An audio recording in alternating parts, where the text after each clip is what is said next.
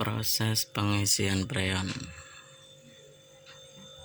kulkas 1 pintu PSI 13 PSI freon R134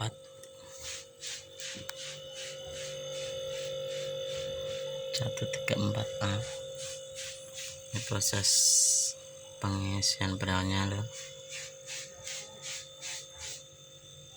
Setelah penggantian filter karena kulkasnya mampet.